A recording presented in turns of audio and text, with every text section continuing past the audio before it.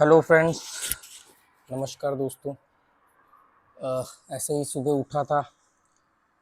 इस तरह का ये इस बार का पहला वीडियो है, जबकि मुझे 10 दिन हो चुके हैं दुबई में आए हुए। मतलब अभी मैं रसल खेमा में हूँ, यूएई में आए हुए मुझे 10-11 दिन हो चुके हैं। और इस बार पता नहीं क्या हुआ कि कुछ ऐसा फ्लो नहीं बन रहा। मैंने बोला था ना पिछली बार कि दिमाग की मनोदशा हमेशा चेंज होती रहती है। तो मैंने कहा कहीं से तो शुरुआत करनी पड़ेगी, तो बस कैमरा लगा लिया, चाय हाथ में लेके बात कर रहा हूँ आपसे।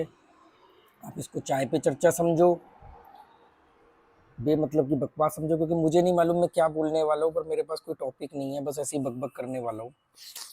और मैंने ये पाया है पर कि जब बिना किसी उद्देश्य के और बिना किसी विषय के आप जब बात करते हो, उसमें बड़ी काम की बात निकल आती है। ये मेरा मेरा अपना ऑब्जर्व किया है। मतलब मेरे को एक गुरु जो थे मेरे, एक बार को मतलब एस्ट्रोलॉजी के अंदर, तो उन्होंने एक बार, गुरु भी नहीं, एग्जाम चल रहे थे हमारे, और एग्जाम के दौरान कोई सर आए और उन्होंने बोला, मेरी उम्र उस समय 39 थी, 39 या नहीं 38 के आसपास होगी। तो उन्होंने ऐसी बातों बातों में बोला कि ज्ञान ना हमेशा फ्लो में निकलता है, कभी आप इंटेंशनली किसी को नहीं बोल सकते। और मैं ज्ञान की बात नहीं कर रहा हूँ, ज्ञान जैसे ही आप किसी को देते हो तो वो इन्फॉर्मेशन बन जाता है। तो ज्ञान तो मतलब अनुभव है, पर जो इम्पोर्टेंट इन्फॉर्मेशन है ना, वो भी तभी निकलेगी फ्लो में। आप इंटेंशनली इसको कस्टमाइज करके दोगे तो उसकी वैल्यू खत्म हो जाती है। मतलब उसमें फिर वो रस नहीं रहता, उसकी वो स्ट्रेंथ खत्म हो जाती है।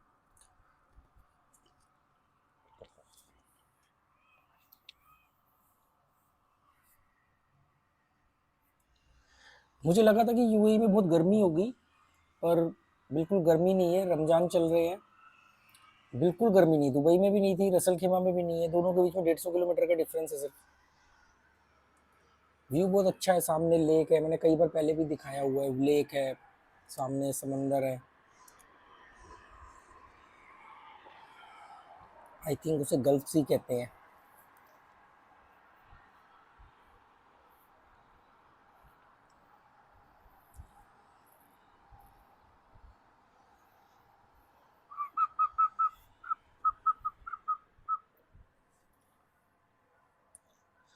किस बारे में बात करें?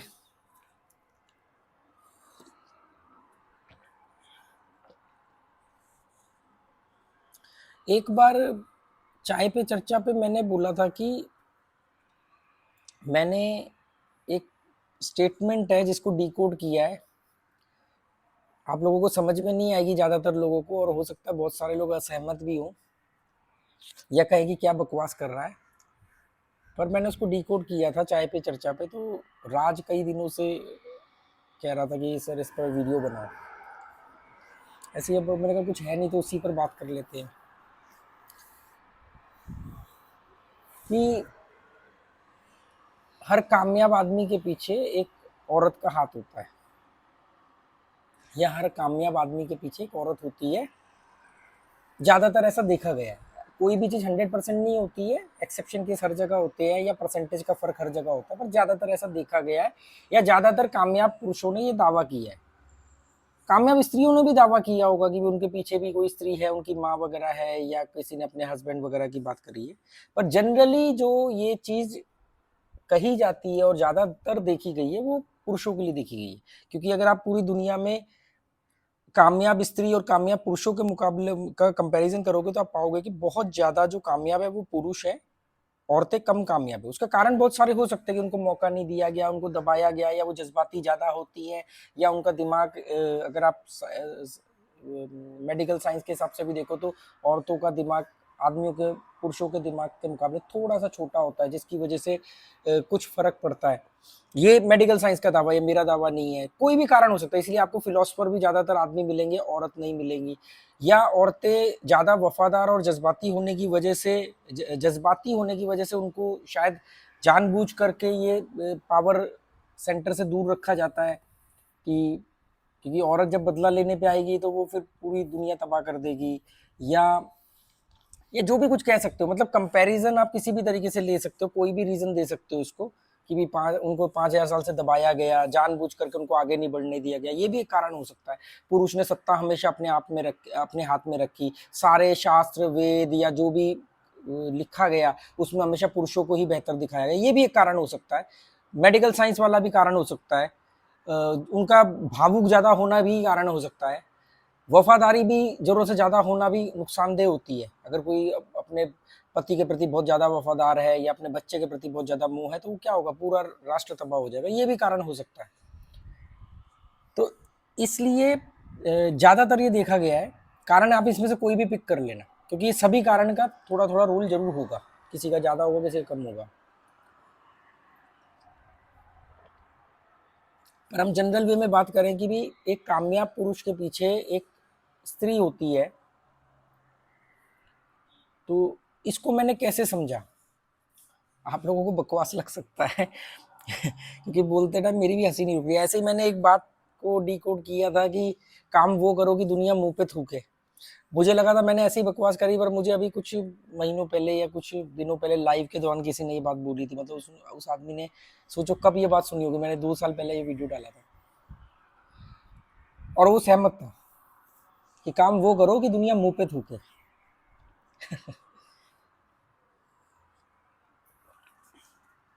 तो जनरली जब स्त्री की बात करी जाती है कि कामयाब पुरुषों का दावा है कि भी हमारे पीछे एक औरत का हाथ है, औरत का साथ मिला, या हम भी ये कहते हैं कि कामयाब आदमी के पीछे एक औरत होती है, तो ज़्यादातर वो औरत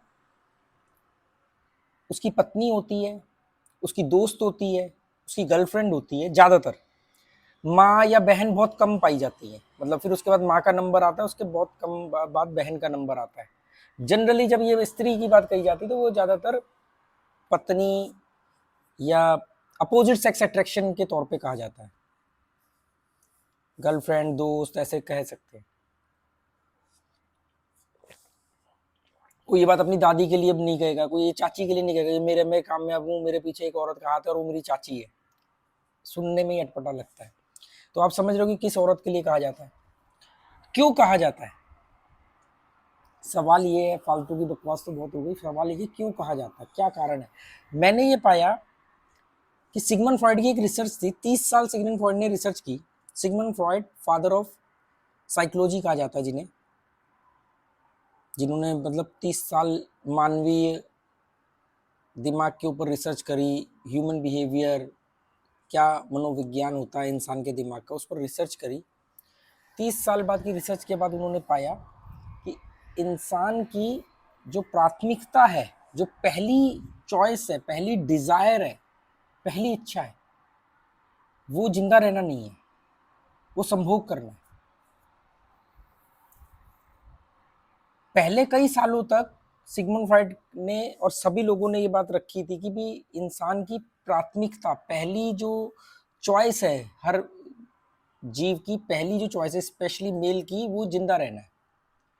पर सिगमंड फ्रॉइड ने रिसर्च के दौरान ये पाया कि नहीं, जिंदा रहना प्राथमिकता नहीं है, ये दूसरे नंबर पर आता है। पहले नंबर पर आता है सेक्सुअल डिजायर, काम वासना।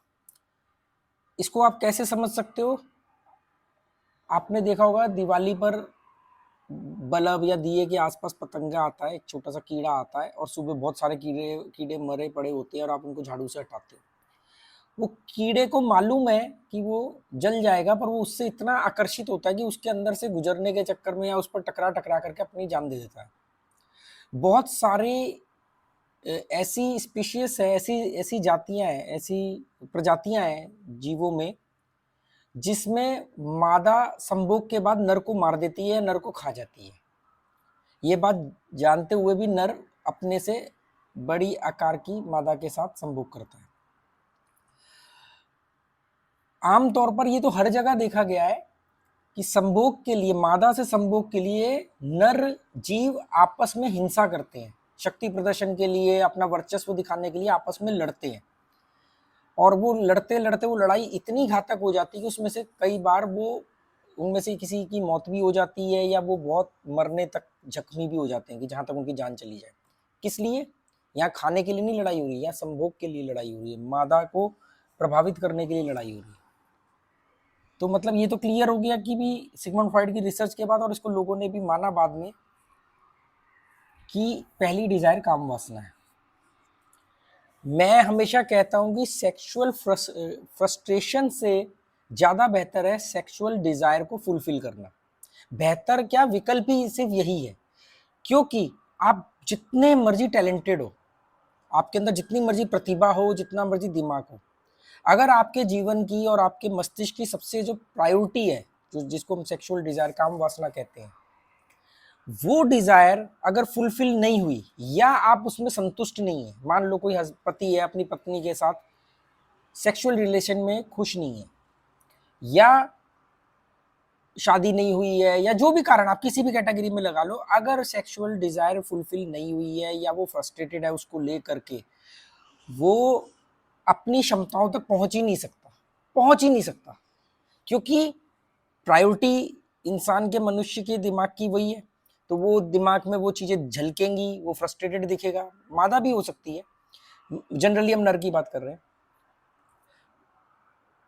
तो वो उसके दिमाग में जब वही थॉट घूमेंगे या उसकी वजह से जो फ्रस्ट्रेशन और चिड़चिड़ापन आ जाएगा, वो अपनी प्रतिभाओं से, अपनी क्षमताओं से बहुत पीछे रह जाएगा। कभी भी आप देखना कि संभोग के बाद आप कैसा फील करते हो, है ना।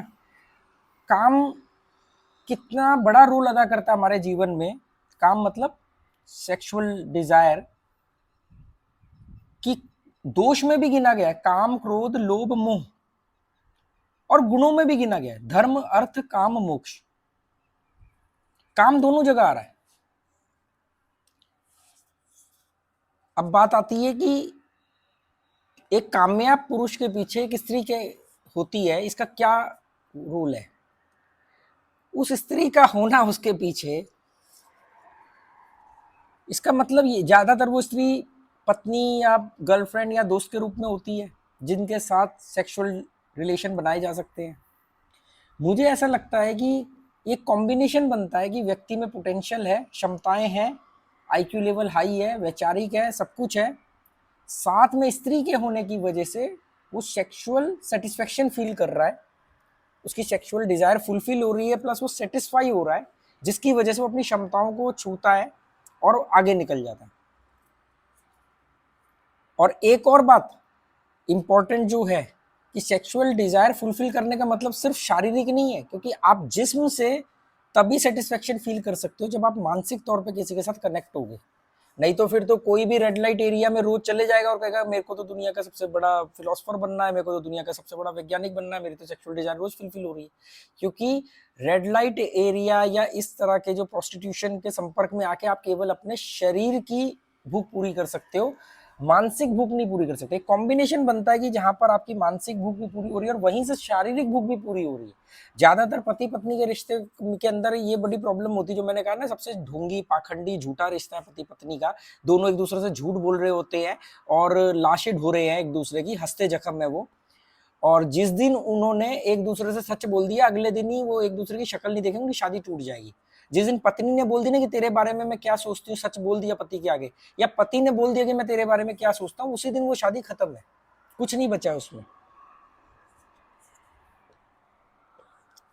तो ये एक बहुत रेयर कॉम्बिनेशन बनता है, जिसकी वजह से कामयाब मनुष्य मतलब इंसान कामयाब होता है।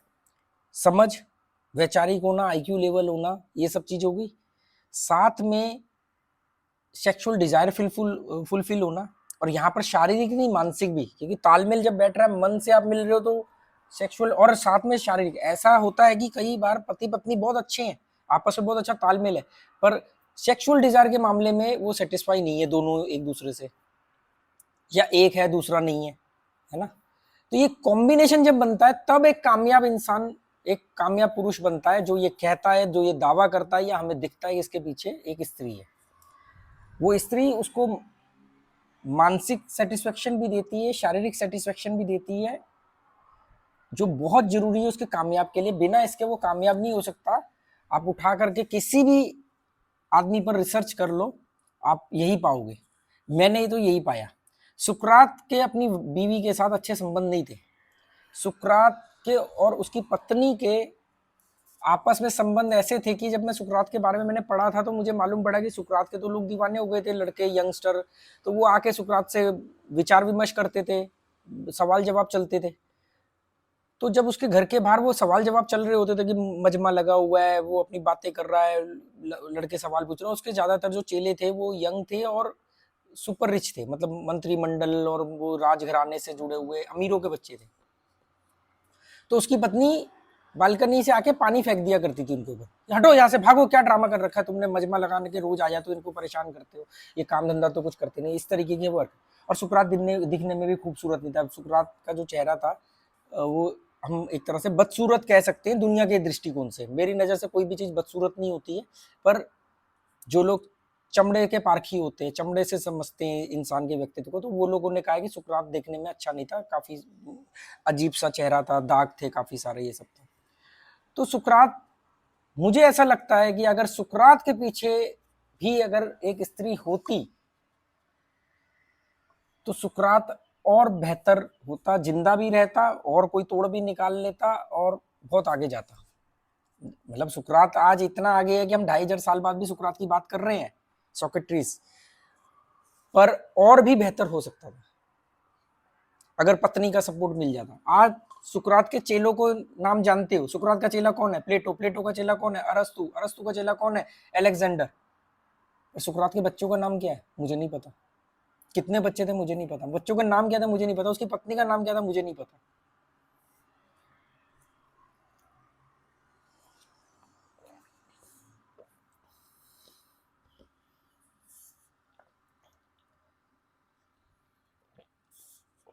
मुझे नहीं पता मैं क्या बकवास कर रहा हूँ।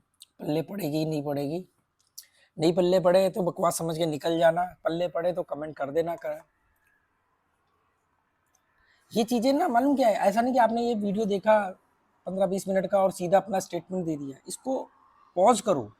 मैं जो तरीका मैं अपनाता हूँ, जैसे मैं अगर मान लो किसी की कोई बात सुन रहा हूँ, कोई वीडियो देख रहा हूँ, कोई ऑटोबायोग्राफी देख रहा हूँ या पढ़ रहा हूँ, तो मैं वहां रुक जाता हूँ, फिर सोचता हूँ, फिर आगे बढ़ता हूँ, फिर सोचता हूँ कि क्या क्या पॉइंट्स हैं। ये नहीं कि अरे नहीं नहीं है हमारे पल्ले नहीं पड़ रहा। अब रूढ़ीवादी कंजर्वेटिव सोच का आदमी, संकुचित मानसिकता का आदमी तुरंत खारिज कर देगा, अरे नहीं क्या बकवास है। खारिज कर दो, कोई दिक्कत नहीं है, पर एटलीस्ट उसको एक बार अपने दिमाग के अंदर तो जाने दो, उसको सोचो तो सही, उसके बाद तर्कों के साथ खारिज कर दो, कोई दिक्कत नहीं, खारिज कर दो। तब आप खारिज करोगे बेहतर पॉइंट्स के साथ, जहां पर मेरे को भी सोचने को मजबूर होना पड़ेगा या मैं भी कहूंगा कि हाँ ये पॉइंट्स मैंने मिस किए। सीधा खारिज कर दो, कोई फर्क नहीं पड़ता किसी के बाप का क्या जा रहा है। तो इसीलिए तो कहता हूँ मूर्ख होना बहुत आसान है। कुछ पाकर खोना है,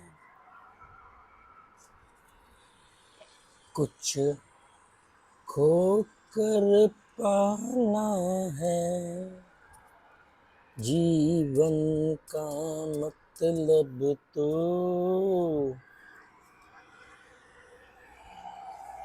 आना और जाना है।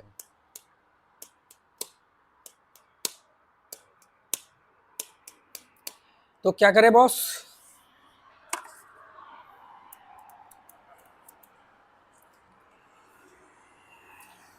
ये भी बताऊंगा एक दिन, ये भी मैं डिकोड कर चुका हूं कि सुकरात के उसकी बीवी के साथ संबंध क्यों नहीं अच्छे थे, पर ये बताने में मुझे वक्त लगेगा, मतलब एक समय के बाद बताऊंगा मैं।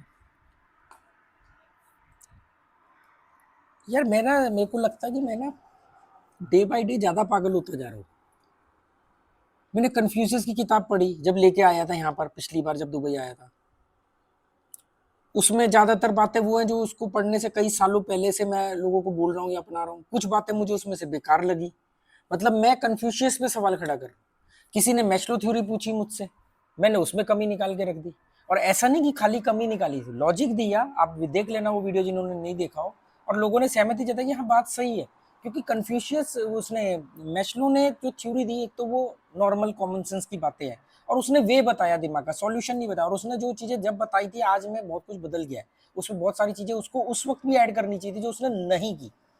जो उसकी बेसिक पिरामिड की सबसे पहली नीड जो उसने रखी, शारीरिक नीड, उसमें मुझे कभी कभी फिर मैं अपने आप को फिर क्रॉस चेक करता हूँ कि क्या क्या तू ज़्यादा डेढ़ शाना नहीं बन रहा है।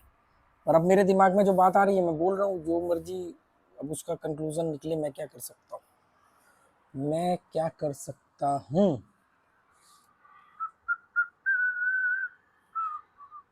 जिंदगी और कुछ भी नहीं, तेरी मेरी कहानी है, एक प्यार का नगमा है, मौज की रवानी है। बहुत प्यारा नजारा है। ये खिड़की अगर खुली होती ना, एक रूम है ये साथ वाला, उसमें बालकनी है, यही साथ में ही है, थोड़ा इससे एक्सपेंसिव है, पर वो कह रहे हैं कि गर्मियों में आपको बंद करना पड़ेगा क्योंकि लू चलेगी, अभी जो हवा ठंडी लग रही है। जिंदगी और कुछ भी नहीं, तेरी मेरी कहानी है, एक प्यार का नगमा है। शोर मनोज कुमार, जया बच्चन, जया भादुरी, तब बच्चन नहीं थी, मनोज कुमार, आई थिंक नंदा, जया भादुरी, प्रेमनाथ, एक प्यार का नगमा है। चलो okay, good bye, thank you.